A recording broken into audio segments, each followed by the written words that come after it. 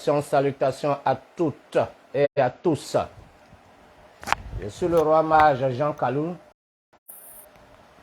spécialiste des sciences ésotériques, c'est-à-dire spirituelles et occultes. Ma prise de refuge fait déjà au moins 33 années. Je suis un initié des maîtres et des confréries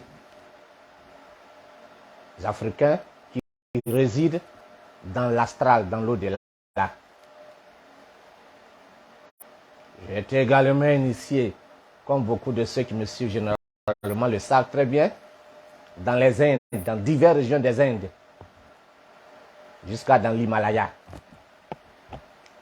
J'ai traversé les cercles spiritualistes et occultistes d'Europe, où j'ai été aussi maître Wiccan et le sacré titre dans d'autres obédiences de mage aux roses croix. Donc je suis largement averti dans tout ce qui a trait à la métaphysique. C'est toute mon existence de bonheur et de paix et de tranquillité. Paix et tranquillité à vous donc.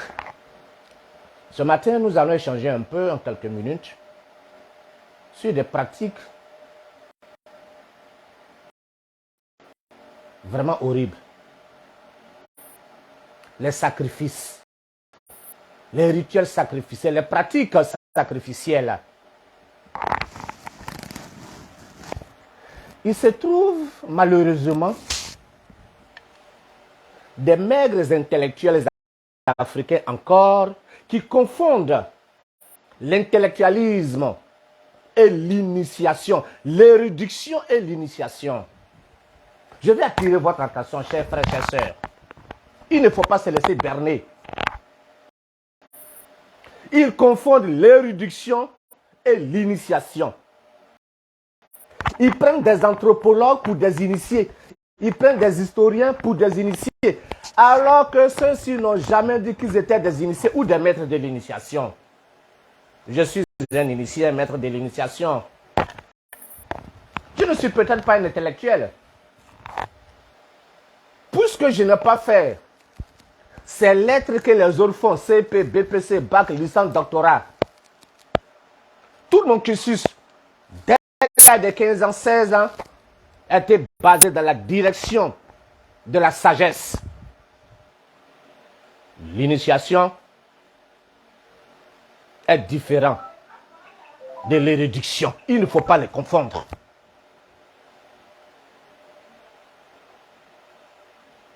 Ils lisent les livres des savants, des érudits, des intellectuels, employons le mot, ce qui est merveilleux. Et ils se prennent pour des initiés. Et ils racontent des bêtises dans les rues d'Afrique. Ils se font nommer kamites. Et ils encouragent des pratiques sacrificielles où on égorge sans cesse des animaux et en cachette des humains. Ils ne sont pas des kamites. Si le mot kamite est un mot intellectuel pour désigner, comme l'a fait Tchak Amadou en Tabdiapa, comme l'a fait le grand Théophile Obenga, comme l'a fait Omutombe, et bien d'autres gens passent, pour désigner la race de la mélanine, la race noire, si c'est ça le mot kamite, ce sont des kamites sans être des kamites. Si c'est de point de vue ésotérique ou spirituel, ce ne sont pas des kamites. C'est des ignorants fanatiques qui ont peut-être ras-le-bol contre le christianisme, l'islam, qui sont des religions de dualité, qui ne sont pas de la spiritualité, mais qui sont des religions de la dualité. Alors, c'est des grévistes. Ce ne sont pas des initiés. Il ne faut pas qu'ils trompent les Africains encore. Aujourd'hui, nous les Africains, on a une base. Par les recherches historiques, anthropologiques, archéologiques, nous avons une base.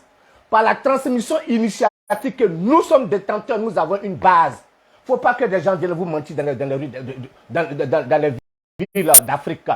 Qu'ils me demandent des débats contradictoires et ils vont évoluer. L'Égypte antique des Noirs est notre base. Aujourd'hui, presque toute l'humanité est peuplée de deux courants spirituels. Appelons cela dans un langage peu connu de tous. Le bien et le mal. Autrement dit, du point de vue ésotérique, du point de vue hermétique, nous sommes la direction, la descendance, la continuité de l'esprit de l'âme et de la sagesse de Djouti-Tot, le 3 fois grand. Nous sommes donc en présence de Jésus dans notre humanité, que ce soit en Afrique, que ce soit en Europe, que ce soit en Asie, de deux courants qui se contredisent. Le courant que je veux qu'avec moi nous appelions le courant osirien et le courant sétien. Osiris et Seth sont deux enfants du dieu soleil Ra. De l'Égypte antique, Ra, c'est le dieu soleil. C'est la divinité universelle qui s'exprime le plus mieux possible dans l'ordre de la nature à partir du soleil.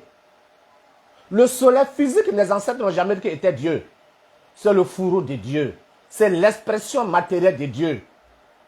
Il n'y a pas de vie matérielle, vie terrestre, vie chimique ou scientifique s'il n'y a pas le soleil, ça c'est une évidence. Ce que le soleil est dans le macrocosme de notre univers local, c'est ce qu'est notre cœur dans notre organisme, dans notre univers. Ce qu'est le soleil pour la nature, c'est ce qu'est ton cœur pour toi. Sans le cœur, il n'y a pas vie. Sans le soleil, il n'y a pas vie. Ce qui est infiniment grand, c'est-à-dire le soleil, est identique à ce qui est infiniment petit, ton cœur. Les 6 autres corps célestes qui gravitent autour du soleil, je précise, qui gravitent activement autour du soleil, qui forment donc les 6 jours de la semaine plus le soleil septième, correspondent naturellement, les 7 correspondent aux 7 centres spirituels qui résident dans la conscience de chaque être humain, dont le soleil au niveau du cœur et 3 en haut, 3 en bas. La biologie nous dit que nous avons, nous les humains, 7 principales glandes endocrines, de la coccyx jusqu'à la pinéale, si je ne m'en trompe. Donc, le 7 est partout à la fois en même temps. 7 notes de musique. Do, ré, mi, fa, sol, la, si. La couche terrestre est faite de 7 mappés mondes. Le corps de tout est septuple dans l'ordre de l'univers. Dans l'Antiquité égyptienne, il ne faut pas, en parenthèse d'abord, suivez-moi. Il ne faut pas confondre la définition du mot ancêtre prononcé par un initié comme moi, ou comme les vrais initiés aussi, qui pourraient me suivre, avec la définition intellectuelle du mot ancêtre. Quand les intellectuels disent ancêtre, quand les érudits, quand les savants disent ancêtre, ils parlent de la biologie. Ils parlent de ta lignée de descendance, ton papa, ta maman, ton grand-père, ton arrière-grand-père, etc., etc., etc. Mais du point de vue spirituel, du point de vue de la mystique, du point de vue de l'ésotérisme, l'ancêtre n'est pas ton grand-père, ton arrière-grand-père, ou ta mère, ou ton arrière-grand-mère.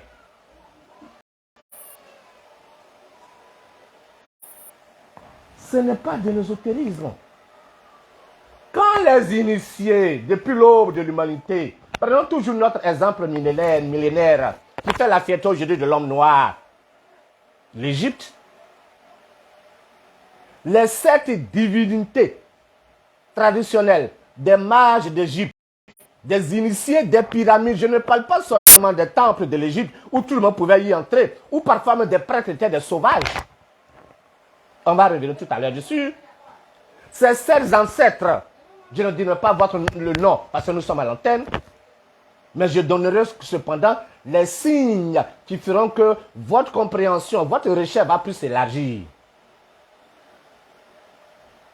Les 7 divinités initiatiques des pyramides d'Égypte peuvent être symbolisées par les 7 notes de musique que je viens d'évoquer. Mes initiés savent de quoi je parle. Par les 7 jours de la semaine, les 7, appelons cela les 7 planètes qui forment les 7 jours de la semaine. Soleil, voilà, dimanche. Lundi, Lune, mardi, Mars, Mercure, mercredi. Jeudi, Jupiter, Zespétar, la grosse planète de notre univers, Zespétar, qui veut dire simplement Dieu le Père. Vénus, la planète de l'amour, de la beauté. Vénus, planète de l'amour. Lorsque son énergie fonctionne mal dans le système physique et hormonal de quelqu'un, cela entraîne les maladies dites vénériennes. Vénus. Et enfin, Saturne, la planète noire violacée. C'est pour ça qu'on s'habille en noir pendant les samedis, c'est pour ça qu'on appelle le samedi. Donc ces 7 jours sont les rayonnements de 7 planètes. Chaque planète est douée de conscience. Chaque conscience est donc douée d'énergie. Et chaque énergie possède des créatures énergétiques. Des créatures énergétiques. Comme par exemple, quand on lave pas les paumes, la main est sale, on dit qu'il y a des microbes. On ne voit pas à l'œil nu. Mais si on approche un appareil approprié, on verra ces microbes, évidemment. Ainsi, chaque planète est un monde. Et les ailes cristallisées, les ailes les plus supérieures de chaque monde, dimanche, lundi, mardi, mercredi, jeudi, vendredi, samedi, donc les 7 planètes, constituent les intelligences de ces planètes. Ces intelligences ont donné à la race Terre la pluralité du nom de Dieu. La Terre est aussi identique au ciel. La Terre est le miroir du ciel. Les 7 planètes, les 7 divinités, mères, reflètent leur énergie par la magie du soleil et de la lune, reflètent leur énergie sur la Terre. La Terre est le miroir du ciel. Et sur la Terre, en effet, il y a des êtres énergies qui sont aussi cristallisés dans le plan mental, psychique de notre mère Terre sur lequel nous sommes. Ces êtres-là ont donné les diverses mythologies des dieux de la terre, des dieux du feu, de l'air, de l'eau, de la terre, etc., etc. Et parmi tous ces êtres cristallisés, l'être humain est l'expression la plus parfaite de ces 7 planètes, c'est-à-dire du ciel et de la terre elle-même. Donc, lorsque l'intelligence de l'être humain se développe, je ne parle pas de l'intelligence mathématique ou de l'intelligence chimique, je parle de l'intelligence métaphysique, je parle de l'intelligence comme l'ésotérisme nous l'a donné depuis l'aube de l'humanité et que je salue dorénavant tous les vrais initiés africains. Sauvons l'Afrique. Cette divine conscience qui réside dans l'être humain, nous l'appelons en métaphysique le soi. Nous ne l'appelons pas, nous le nommons, c'est une désignation. Cette dimension divine et sacrée qui réside dans l'être humain, c'est ça, ce sens spirituel qui réside dans l'être humain, sont le réceptacle de cette divinité. C'est cette divinité, lorsque l'être humain a commencé à marcher tout droit sur la terre il y a au moins 250, il y a à peu près 250 millions d'années, ces 7 maîtres sont descendus du ciel, se sont cristallisés, et ont formé et initié les premiers hommes. De par l'initiation reçue des premiers hommes, nous devenons des vrais humains. C'est-à-dire la capacité intellectuelle de l'intelligence s'est développée dans notre esprit. Ce qui fait la différence entre l'homme et l'animal, c'est que dans le mental de l'animal, le sens que nous appelons l'intellect, ou qui donne la raison, n'est pas développé. Si l'animal devient raisonnable, c'est un être humain. Un être humain qui n'est pas raisonnable, qui ne réfléchit pas, est un animal, même s'il n'a pas de queue. Donc l'initiation, les premières initiations qu'ils ont données à l'être humain, c'était le développement de leur esprit, en l'occurrence de la raison. Si tu es un être humain, c'est que tu possèdes la raison. Tout le monde possède la raison, malheureusement, tout le monde refuse de s'en servir correctement. Donc, c'est la première initiation. En éveillant le pouvoir qu'est la raison dans l'esprit humain, les 7 Maharishi, qu'on nomme aussi dans les anciens textes, les 7 Kumaras, les 7 veilleurs silencieux, les 7 grands sages, qui constituent les 7 doigts de la divinité de notre système solaire, ces 7 ancêtres-là venaient donc de nous donner, par l'éveil initiatique de la raison dans notre esprit, venaient de nous conférer donc le pouvoir du libre arbitre. À partir de ce pouvoir du libre arbitre, l'être humain pourra donc faire les expériences de la nature. Alors, des cercles vont se former. Ceux qui vont s'occuper plus de la recherche, de la réflexion sur l'eau, la pluie, le soleil, le vent. Ceux qui vont se concentrer plus sur l'alimentation, eux, ils veulent manger seulement. Au fur et à mesure des siècles, voilà comment nous ne sommes pas tous identiques du point de vue, permettons le mot sociologique, mais nous sommes tous identiques du point de vue spirituel, du point de vue fondamental. Ce sont ces sept maîtres de l'humanité qu'on appelle les ancêtres. Ils demeurent dans l'éternité. Ils ont réalisé déjà ce que vous recherchez.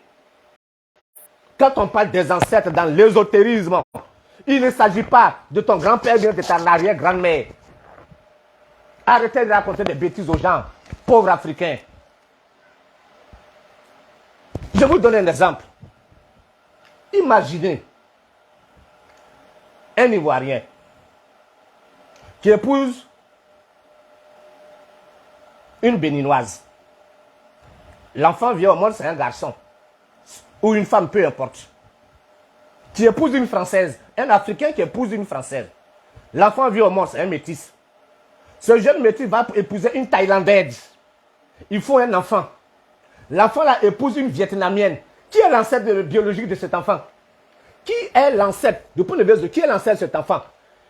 Et des ignorants vous disent d'aller gorger des poulets sur le tombe de vos parents. Où est son parent? Imaginez un enfant qui est né par les méthodes scientifiques, in vitro ou in vivo. On prend soin de quelqu'un, on ne sait pas sur quelle planète, on fait sortir un enfant. Qui est son ancêtre? Après 100 ans, 200 ans, 500 ans, qui est son ancêtre? Qui est son ancêtre? Imaginez un enfant qu'on a ramassé à la poubelle, ce qui est ordinaire en Europe et ce qui est malheureusement en train de progresser en Afrique. On a ramassé dans la poubelle. On l'a donné une maison d'accueil. La maison d'accueil s'en est occupée. Ils ont donné un nom. L'enfant est devenu ce qu'il doit devenir. Donnez-moi le nom de son ancêtre. Quand vous dites mettez de l'eau dans le calibre, versez, appelez, si vous êtes patriarcat, appelez le nom de vos papas. Si c'est matriarcat, appelez le nom même. Mais vous êtes de fous. Qui est sa mère, qui est son père? Ne confondez pas les livres de médecine avec l'enseignement des sages, des sept ancêtres de l'humanité. Je porte ici un collier de 7 crânes pour symboliser les 7 ancêtres de l'humanité. C'est ça on nous appelle les agoristes, c'est-à-dire ceux qui ont tué en eux la peur de la mort. C'est ça qui se pratiquait dans les pyramides de l'Égypte. Cela était rappelé plus tard, comme je l'ai dit dans mon introduction, la tradition osirienne. Osiris mort, dans l'ignorance de penser l'avoir tué de Seth, ressuscité devient Dieu de l'au-delà. Seth était aussi un enfant de Ra, le Dieu soleil. Les Indiens disent Ishvara. Et ce que nous avons formé, les Hébreux, disent Israël. Et les Mésopotamiens, qui sont les ancêtres des Arabes, diront Bismillah, Rasmin, Ras. Toujours vous trouverez le Dieu solaire Ra. Rasmin, Rasman. Toujours, ça réfère à la vérité qui brille par elle-même, Christus, le Dieu soleil, qui réside derrière le cœur humain et que tu dois trouver. Voilà l'initiation des pyramides. Ceci étant, la tradition septième n'a pas disparu pour autant. Dans l'Égypte ancienne aussi, il y avait des truands, il y avait des voleurs aussi. Seulement la sagesse arrivait à les contrôler. La tradition septième va progresser et ça va donner le conneries de la sorcellerie que nous voyons aujourd'hui avec des crimes sanglants, des rituels bizarres qu'on ne comprend rien et qui créent des dégâts. J'ai des forums dans tous les pays, pas tous les pays pour le moment, excusez-moi, dans au moins 6 à 7 pays, 8 pays pour le moment. Je vais vous donner tout à l'heure quelques coordonnées de forums. Inscrivez-vous dans mes forums, inscrivez-vous dans nos forums, c'est gratuit l'inscription. Vous écrivez, c'est des WhatsApp. Je vais m'inscrire dans le forum, je suis du Bénin. On vous contacte avec ceux du Bénin. Je suis du Burkina, on vous au fur et à mesure du Togo, du Cameroun. Je vais donner tout à l'heure ici quelques émissions et nous allons continuer la deuxième partie de cette émission très importante, je pense. Donc, je pense que le technicien a déjà écrit tous ses coordonnées au bas de l'émission, ou bien il va le faire après. De donner. Mais ça sera rapide, mon technicien. Il fallait écrire en bas. Ou on peut écrire en bas. D'accord, le technicien me dit qu'il pourra l'insérer en bas de cela, mais je vais vous le donner quand même. Côte d'Ivoire, vous pouvez prendre déjà 00225, qui est le code de Côte d'Ivoire. 0505 77 69 52. 0505 77 69 52. Il y a aussi un second pour Côte d'Ivoire. 01 42 55 25 33. Je donne aussi 2 de Bénin. Le code du Bénin, c'est 00229. Il y a le 96 72 55 26. 96 72 55 26. Il y a un second du Bénin. 95 58 61 89. Je donne pour le Cameroun. Le Cameroun maintenant. Le code est 00237. Et les numéros sont 69 64 79 610. 00237 69 64 79 610. Je donne pour le Burkina Faso 00226 75 57 48 66. Burkina 00226, c'est le code. 75 57 48 66. Donc les autres vous seront donnés. Le Togo, qui est le 00228 96 88 00 98. Ou que vous appelez, on pourra toujours vous donner les mêmes coordonnées, donc il n'y a pas de souci à cet effet. Le technicien me fait dire qu'il pourra les faire remarquer à la fin de cette émission, avant que cette émission ne soit boostée pour vous. Si ce, permettez-moi qu'on continue, on arrête, qu'on se repose 3 secondes et qu'on continue avec le même thème à la seconde partie. Omar Chanti.